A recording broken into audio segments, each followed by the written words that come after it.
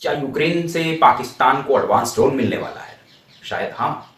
भारत के लिए चिंता बड़ी होने वाली है। अगर यूक्रेन की war time drone technology, training और बैटलफील्ड एक्सपीरियंस पाकिस्तान की इंडिजीनियस मैन्युफैक्चरिंग कैपेबिलिटी तक पहुंच गया, तो क्या होगा? यही इमरजेंसी टेक्नोलॉजी पाइपलाइन भारत के लिए स्ट्रैटेजिक कंसर्न बन सकती है। यूक्रेन ने रसिया के साथ युद्ध के दौरान ड्रोन वॉरफेयर को एक अलग स्तर पर पहुंचाया है। इस इकोसिस्टम में long range strike drones, autonomous navigation, electronic warfare resistance, real time targeting और रैपिड मास प्रोडक्शन जैसी टेक्नोलॉजीज तेजी से विकसित हुई हैं। इसी कॉन्टेक्स्ट में Ukrainian defence company fire point का नाम भी सामने आता है। लेकिन यहाँ एक महत्वपूर्ण डिस्टिंक्शन है। कंसर्न यह नहीं है कि यूक्रेन कल ही पाकिस्तान को बड़ी संख्या में ड्रोन दे देगा। ऑनगोइंग वॉर में यूक्रेन के लिए अपनी सबसे एडवांस टेक्नोलॉजीज को एक्सपोर्ट करना स्ट्रैटेजिकली सेंसिटिव होगा। असल मुद्दा टेक्नोलॉजी ट्रांसफर का है। मान लीजिए पाकिस्तान को 20 या 50 एडवांस यूएवी मिलते हैं, उनकी संख्या सीमित हो सकती है।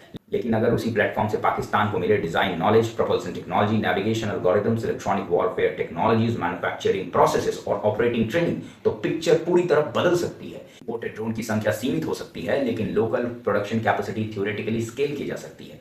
यही कारण है कि यूक्रेन से आने वाला बैटलफील्ड एक्सपीरियंस पाकिस्तान के एग्जिस्टिंग यूएवी प्रोग्राम्स को एक्सेलरेट कर सकता है और भविष्य में फोकस केवल एक स्पेसिफिक ड्रोन पर नहीं रहेगा। फोकस होगा क्या पाकिस्तान इन्हीं टेक्नोलॉजीज को लोकली मैन्युफैक्चर और मॉडिफाई और मास प्रोड्यूस कर सकता है।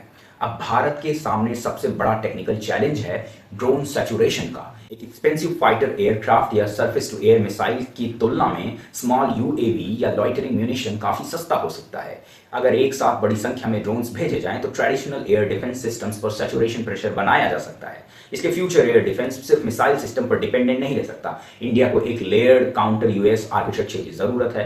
पहली लेयर पैसिव डिटेक्शन और राडार, इलेक्ट्रो ऑप्टिकल और इंफ्रारेड सेंसर। तीसरी इलेक्ट्रॉनिक वॉरफेयर और communication, that is GNSS disruption, low cost kinetic interceptors, AI assisted target recognition और डायरेक्टेड एनर्जी सिस्टम। इसका ऑब्जेक्टिव क्या होगा? चीप ड्रोन को एक्सपेंसिव मिसाइल से डिस्ट्रॉय करने की डिपेंडेंसी कम करना। इंडिया को साइमल्टेनियसली दो डायरेक्शंस में तेजी लानी होगी। पहला काउंटर ड्रोन कैपेबिलिटी, दूसरा indigenous offensive drone ecosystem, long range UAVs, loitering munitions, swarm systems, autonomous navigations, electronic warfare resistant drones और low cost mass production technologies. क्योंकि अगर फ्यूचर बैटलफील्ड में हजारों अनमैन्ड सिस्टम्स ऑपरेट कर सकते हैं तो केवल फाइटर जेट्स की संख्या स्ट्रैटेजिक एडवांटेज तय नहीं करेगी। प्रोडक्शन कैपेसिटी और टेक्नोलॉजिकल अडॉप्टेबिलिटी भी उतनी ही महत्वपूर्ण होगी। इसलिए इंडिया के लिए सवाल यह नहीं होगा और न होना चाहिए कि पाकिस्तान यूक्रेन से कितने ड्रोन्स खरीद सकता है। सवाल होना चाहिए क्या यूक्रेन का war time drone experience Pakistan की इंडिजीनियस ड्रोन इंडस्ट्री को एक्सेलरेट कर सकता है। नमस्कार।